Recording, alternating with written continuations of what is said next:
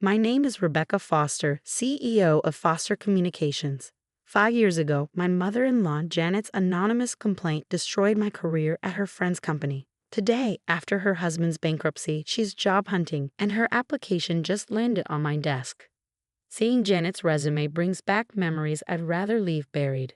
Back then, I was the youngest director of marketing at Maxwell Communications, climbing the corporate ladder with innovative campaigns that caught even CEO Richard Maxwell's attention. My husband Tom and I had just moved into our dream home. Life was perfect. Almost. Mom's just protective, Tom used to say when I complained about Janet's subtle digs. Protective? That was putting it kindly. From the moment we met, Janet made it clear I wasn't the wife she envisioned for her precious son. A small-town girl from Ohio. How quaint, she said during our first meeting, her tone as frosty as her smile. Marketing go? Not exactly a stable career. Her disdain didn't stop me from excelling. My ideas were game changers, and Richard himself once said, "Rebecca, keep this up and you'll be running your own division by 30. Janet wasn't thrilled to hear of my success. At a family dinner, when Tom proudly shared my promotion, she asked with feigned innocence, "Maxwell Communications? Isn't that Caroline Maxwell's company? Such a shame about their security issues lately." I missed the warning signs. 2 weeks later, Richard summoned me to his office. His warmth was replaced by cold professionalism. "Rebecca, we've received troubling reports," he said, sliding a folder across the desk. "Anonymous tips about data breaches and leaked client information, emails from your account, meetings with competitors." My blood ran cold. "This is a mistake," I protested. "Those emails are forged." But the decision was made. By that afternoon, I was escorted out of the building, my career in shambles. The whispers began immediately. "Rebecca Foster, corporate espionage. No one will touch her." At the emergency family dinner Janet hosted that night, she cooed, "Oh, darling, perhaps this is a blessing. Tom's doing so well at his father's firm. Maybe it's time to focus on being a proper wife." Tom squeezed my hand under the table. "We'll figure this out, babe," he whispered. But when I caught Janet's smirk, I knew. It took 2 weeks and a lot of digging. But I finally found the proof: emails, falsified logs, all traced to Janet's IP address. When I confronted her, she didn't even flinch.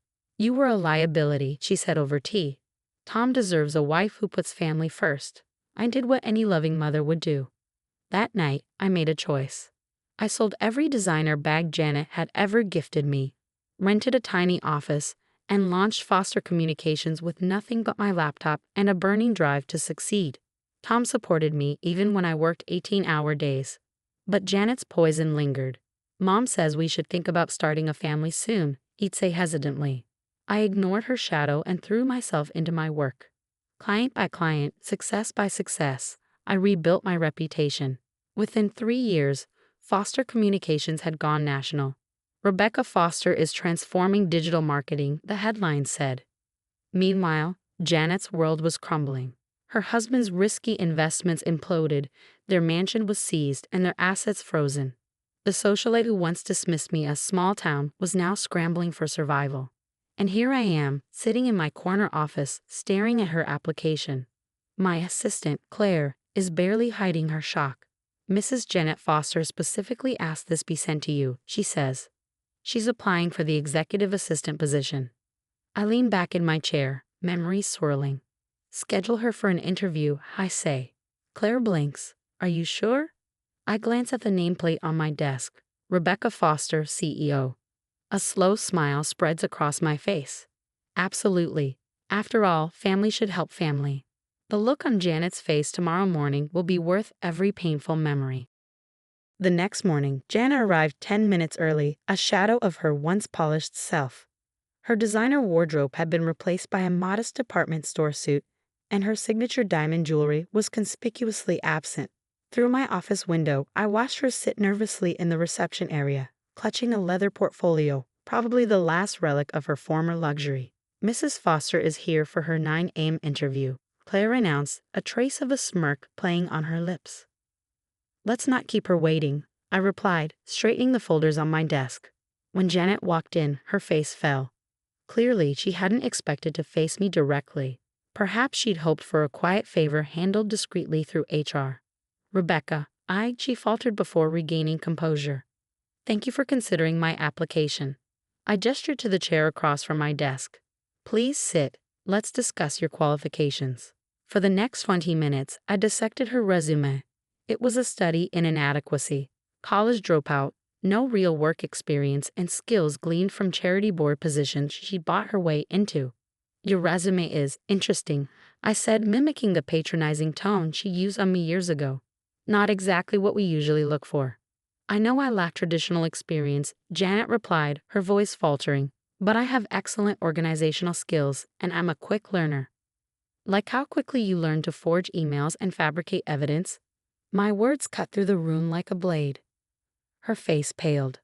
I never meant to destroy my career, to brand me a corporate spy, to control your son's life. She dropped her gaze, her voice a whisper. We were different people then. Things have changed. I leaned forward, my voice cold. Yes, they have. You're broke. Your friends have abandoned you. Your husband is facing federal charges. And now you're sitting in my office, asking for help. Tears glistened in her eyes. I know I don't deserve it, but I have nowhere else to turn. Nobody will hire me. The scandal. Everyone knows. How does it feel? I asked quietly. To have your reputation ruined overnight?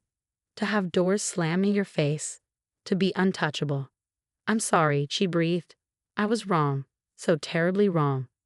I picked up her application and studied it for a long moment. The position pays $35,000 a year. Standard hours are 8 to 5, with overtime as needed. No special treatment, no family privileges. You'll report directly to Claire, and one misstep, one hint of interference in my business or my marriage, and you're out. Clear? Janet nodded quickly, a flicker of hope lighting her expression. One more thing, I said, pulling out a document from my drawer. This is a notarized confession of what you did at Maxwell Communications. Sign it. Her hands trembled as she took the paper.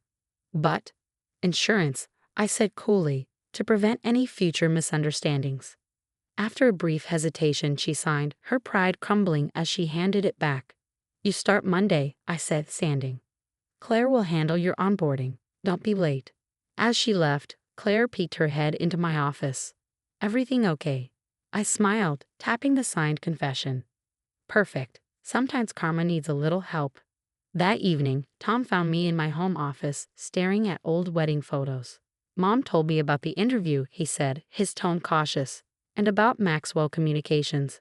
Why didn't you tell me before? I met his gaze. Would you have believed me? His silence spoke volumes. She starts Monday, I said, turning back to my work.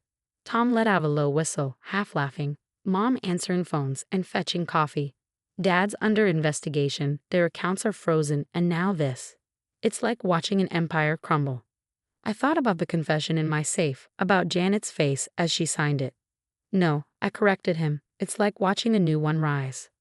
But I underestimated her. Janet wasn't done fighting yet, and her first day would bring challenges I never saw coming. Monday morning arrived with an unexpected sight. Janet was already at her desk at 7:45 a.m., attentively listening as Claire walked her through the scheduling system.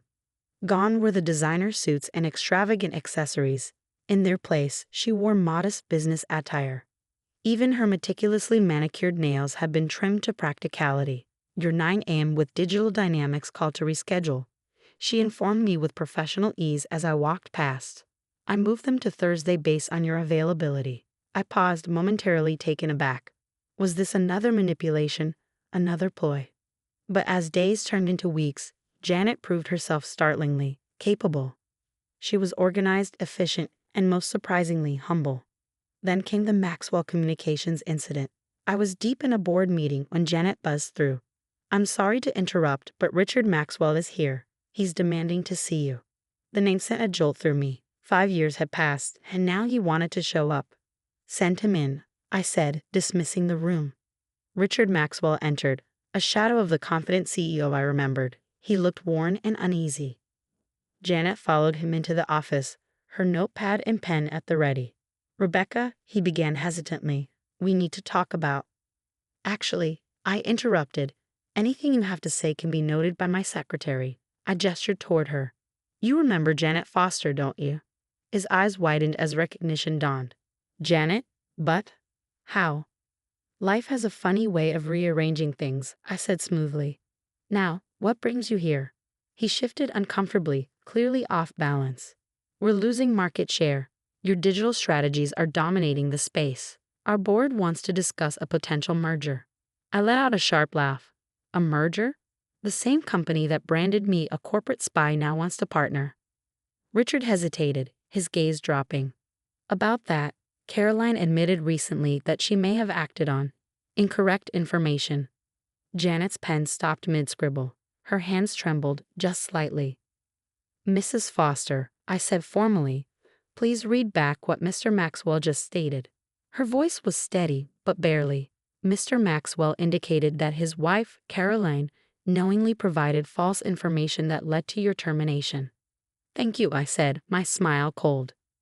Now, Mr. Maxwell, as for this merger you're proposing, the answer is no. However, Foster Communications might entertain discussions about an acquisition. At a reasonable price, of course, given Maxwell Communications' current challenges. Richard left shortly after, visibly shaken. Janet lingered in the doorway. I should have stopped her, she said quietly, staring at the floor. When Caroline told me what she planned to do, I should have said no. But I thought I was protecting my son from a mistake. You thought you were protecting him from me, I replied evenly. And instead, you nearly destroyed someone who built everything she has on her own. She met my gaze, tears welling in her eyes. I'm sorry. I know that's not enough, but I am. 2 months later, we closed the Maxwell acquisition. That same day, Janet handed me her resignation. I've learned what I needed to, she said. Humility, respect, the value of hard work. But we both know this arrangement can't last forever. I studied the letter in my hands. Where will you go? Tom's father is being sentenced soon. Someone needs to rebuild what's left of the family business, the right way this time. No shortcuts, no schemes. I hesitated. The secretary position might be ending, but I could use a compliance officer, someone who understands firsthand how damaging corporate manipulation can be. The pay is better, but the expectations are higher. Her eyes filled with tears. Why would you do this for me? Because 5 years ago, you showed me who you were. Now you're showing me who you can become. And because family should help family on the right terms. That evening, I shredded Janet's confession. Not because I fully trusted her, but because holding onto it meant holding onto the past. Later, Tom found me in my office. Mom told me about the new role, he said. Are you sure this is the right move? I handed him the acquisition papers, Maxwell Communications, now under the Foster Communications banner. 5 years ago, she orchestrated my downfall. Today, I own that company and I'm giving her a chance to rise. The difference is, I'm doing it with grace. Tom smiled. You're incredible, you know that? And hey, speaking of family, remember our conversation about starting one? I touched my stomach, grinning. Already ahead of you, 2 months along. When we told Janet the news, her happiness was genuine. No games, no control, just the joy of a future grandmother. As she hugged me, whispering her congratulations, I realized something profound. The best victories aren't about destroying enemies, but transforming them into allies. Janet may never become the mother-in-law I envisioned, but she was becoming someone I could respect, a woman who grew from her mistakes. The baby will need a lot of things, Janet said hesitantly. Maybe we could go shopping together, if he'd like. I thought about how far we'd come. I'd like that, I replied, but let's skip the luxury boutiques this time. We both laughed, and for the first time, it felt real. Life isn't about getting even, it's about moving forward. Janet taught me that in her own roundabout way. And as I watched her tackle her new role with determination, I realized the most unexpected ending is sometimes the one you create together.